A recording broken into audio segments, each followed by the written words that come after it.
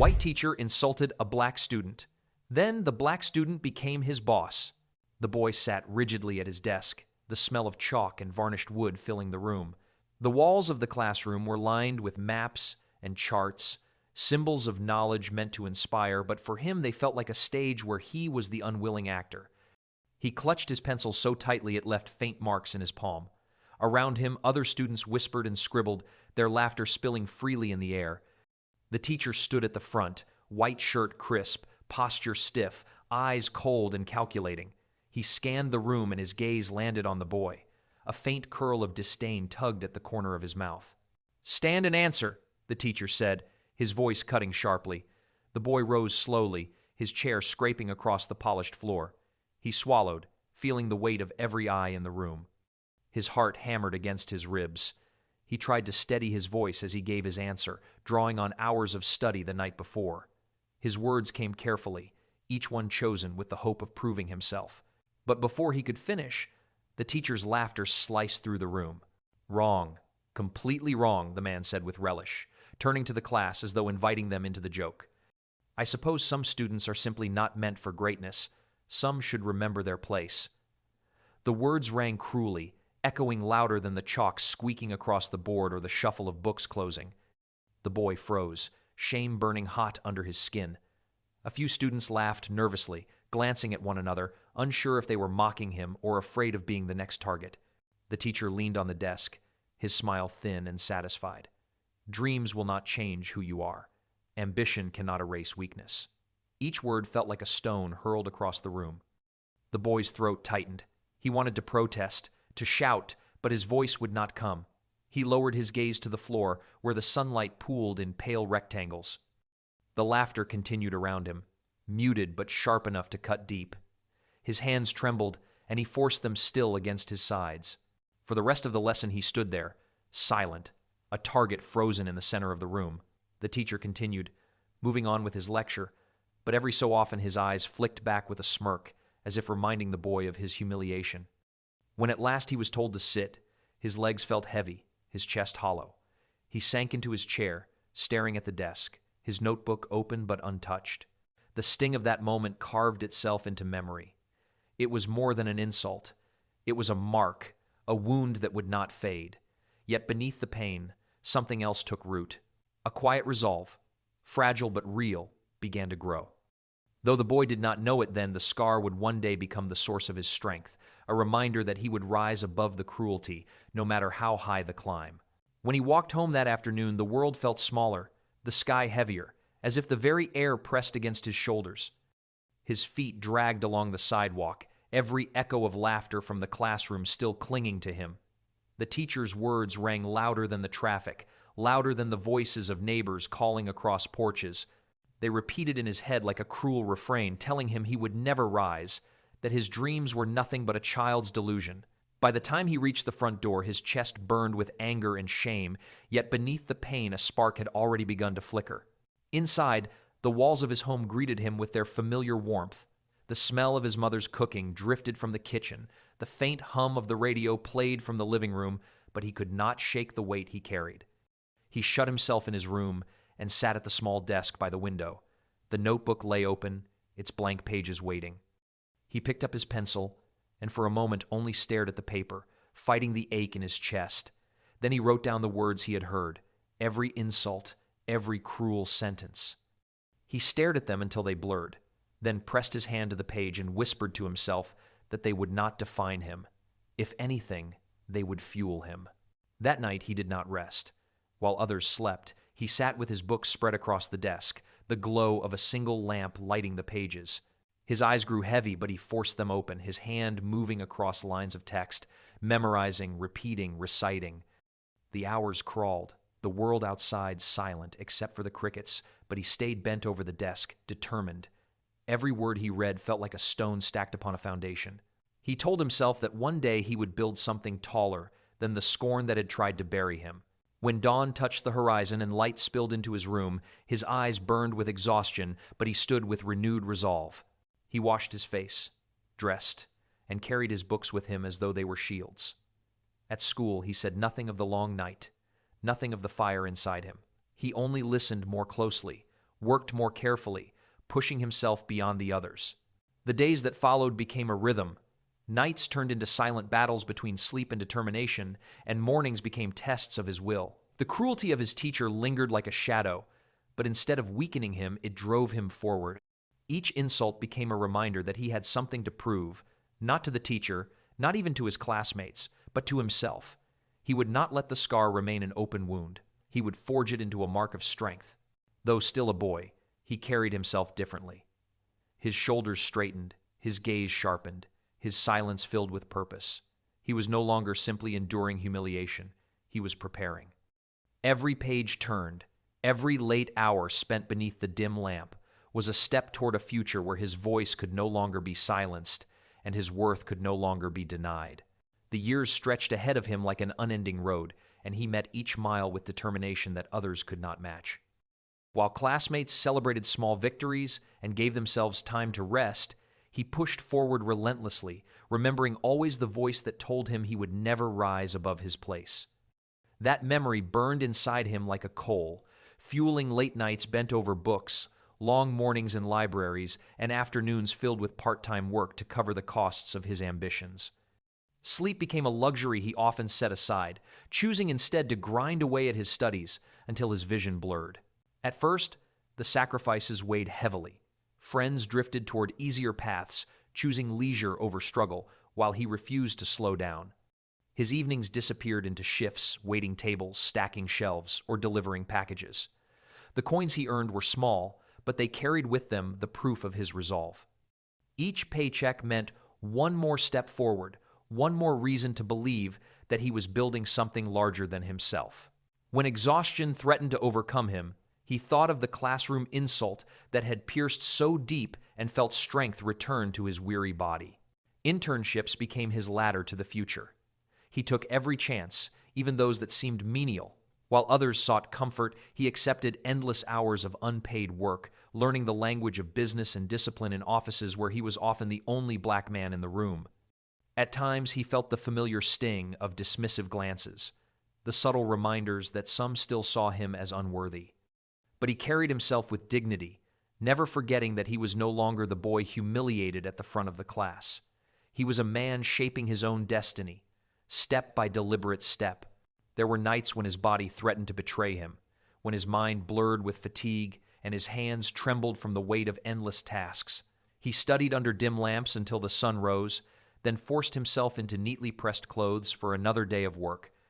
He walked into meetings with eyes heavy but spirit unbroken, his voice steady, even when inside he longed for rest. His classmates marveled at his stamina, unaware of the fire that kept him moving.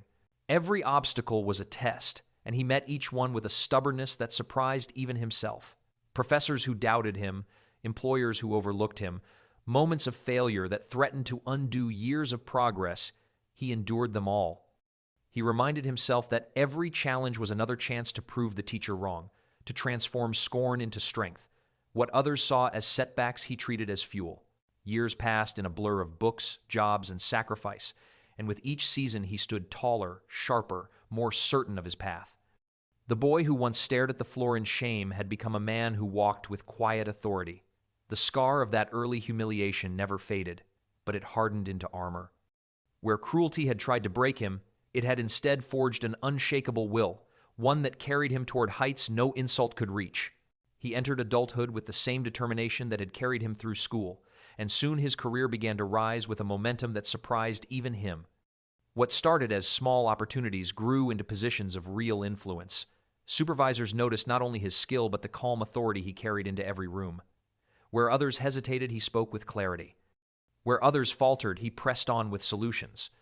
Slowly, steadily, his name became one people spoke with respect. Promotions followed him like steps on a staircase he had built through sleepless nights and endless sacrifice. Each new role demanded more, but he gave more without hesitation. In meetings, colleagues leaned in when he spoke, not because he was the loudest, but because his ideas carried weight. He learned how to listen deeply, how to lead without arrogance, how to balance vision with discipline. Those who worked beneath him often remarked that he expected excellence, but he also inspired it. Projects that once seemed too complex became achievements with his name attached. The reports bore his signature.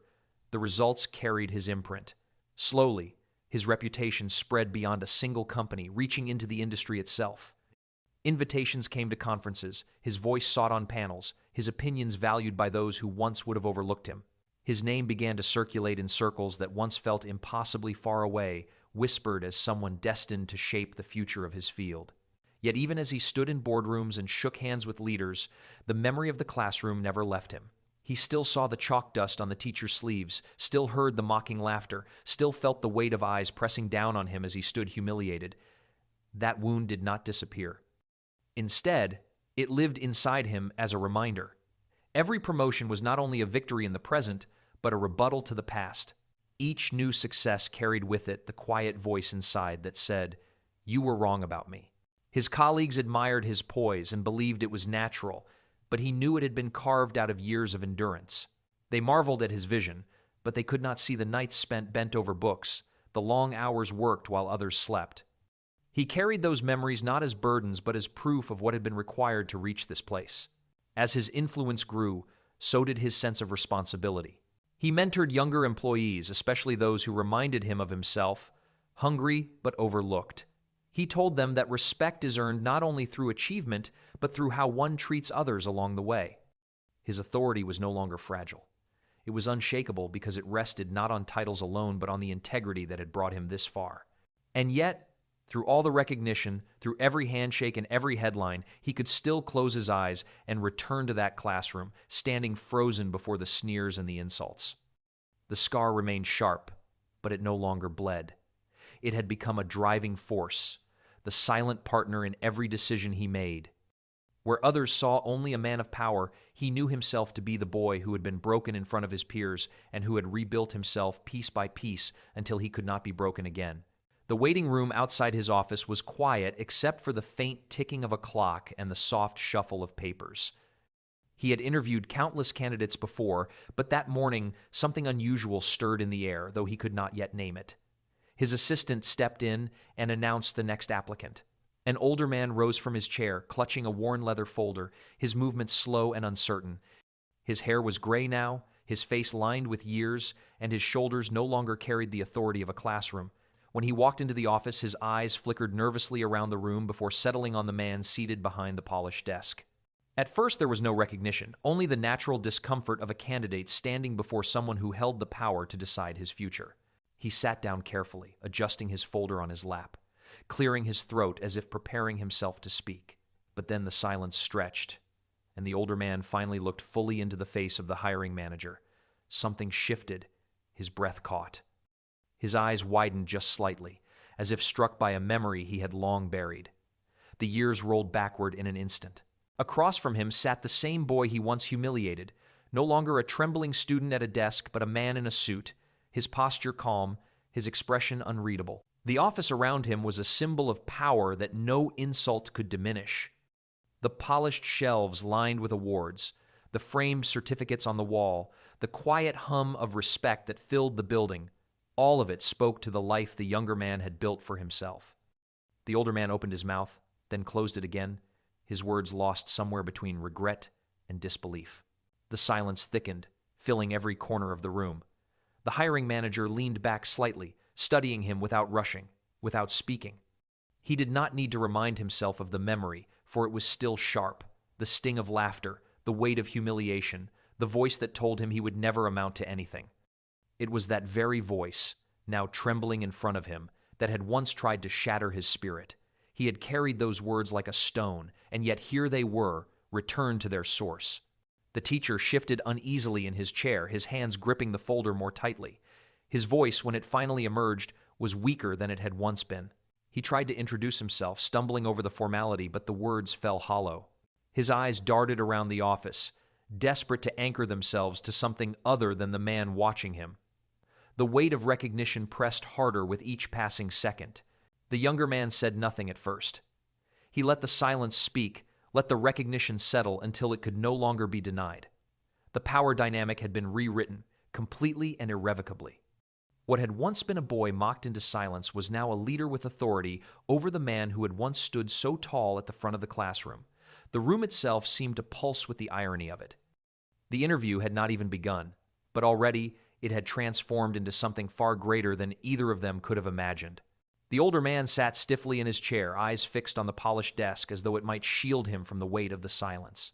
At last, the hiring manager leaned forward, his hands folded, his gaze unyielding. His voice was calm, deliberate, and edged with memory. He repeated the words that had once been thrown at him in front of an entire classroom, the insult that had marked him for years. The teacher flinched at the sound of his own cruelty spoken back to him, his mouth opening in a broken attempt at denial before collapsing into apology. His voice cracked as he stammered explanations, claiming stress, claiming ignorance, claiming that time had changed him. Each excuse fell flat in the air between them, unable to erase what had been done. The man behind the desk listened without interruption, his face steady, his posture firm. He did not lean on anger, did not let bitterness guide his tone. He let the silence between each apology remind the older man of the futility of his words. When he finally spoke again, his voice carried authority born not of revenge but of earned dignity. He told the teacher plainly that no apology could undo the past, but it was not the past that mattered now. What mattered was the future, and the responsibilities that came with the role he sought. The job, he explained, required discipline, humility, and the ability to work under leadership without arrogance. The irony was sharp, yet he did not wield it as a weapon. Instead, he outlined the tasks with clarity, detailing the expectations as any professional would to a candidate. The teacher's eyes flickered, darting between shame and disbelief, as though he could not comprehend the reality of being evaluated by the very student he once demeaned. The power had shifted completely, yet the man in charge did not gloat. He did not raise his voice or twist the knife. He simply conducted the interview as a leader who had nothing to prove. The teacher nodded quickly at each point, his words tumbling over themselves in agreement. He promised dedication, promised humility, promised to do whatever was asked of him. Sweat gathered at his brow, and his hands clutched the folder in his lap like a lifeline. Across from him, the younger man remained steady, his tone never wavering. What had once been humiliation had now become authority, and it was exercised with restraint rather than cruelty. The moment was not about vengeance. It was about resolution. The man who had once been scarred by mockery had risen above it, standing taller not because he had crushed his former teacher, but because he had refused to become him. Dignity had replaced bitterness, and the silence that filled the room was no longer his to endure. Control had shifted forever, and with it came the proof that the words spoken in cruelty years ago had lost all their power. The contract was signed without ceremony, though the air in the office carried the weight of something far greater than paperwork. The older man accepted the position with a stiff nod, his eyes lowered, his voice faint. Gone was the authority he once wielded with cruel certainty. In its place was hesitation, almost fragility, as though every word might collapse under the memory of what he had done years before. The black man who now sat at the head of the office offered no gloating smile, no sharp remark. He simply confirmed the terms, outlined the expectations, and welcomed him into the role with the same composure he had shown throughout. The days that followed were quiet, yet every whisper carried meaning. In the hallways of the company, staff spoke in hushed voices about the new hire and the man who had hired him. Word spread of the reversal, the irony almost too sharp to believe. The once proud teacher now reported to the very student he had humiliated in front of an entire class. Some found the story unbelievable, others called it poetic justice, but all agreed it revealed something deeper than revenge. It revealed grace. The new boss never sought to embarrass him. He gave assignments with clarity, reviewed the work with fairness, and treated the older man as he did any other employee. Yet beneath that fairness lay an unspoken reminder, one that needed no words. Every meeting, every email, every instruction carried with it the reality that the roles had shifted forever. The teacher no longer held power over him. The authority rested firmly in the hands of the man who had once been a child crushed beneath his cruelty. The older man worked diligently, perhaps out of guilt, perhaps out of fear, but always with the awareness that he was building under the direction of the very person he had once dismissed. Each time he entered the office, he was reminded of the moment years ago when he told a young boy he would never succeed. And each time he left, he carried with him the truth that the boy had risen higher than he had ever imagined. In the wider world of the company and beyond, the story grew. It was told over dinners, repeated in side conversations, passed along as an example of reversal so sharp it seemed drawn from fiction. People spoke not only of the insult and the downfall, but of the dignity with which the black boss carried himself. He had every chance to return the cruelty, every reason to shame the man who once shamed him, yet he chose instead to lead with integrity. That choice made the story more than a tale of justice. It made it legend. What began as a wound in a classroom ended as a quiet victory in an office of glass and steel. The scar remained, but it no longer hurt. It had become a mark of triumph, proof that character can outlast cruelty, and that dignity, once tested, can grow stronger than any insult. Those who whispered the story did so with admiration, not only for the success that had been earned, but for the grace shown in the moment of reversal. It was the kind of story that endured, a reminder that power without kindness is fragile, but strength with compassion is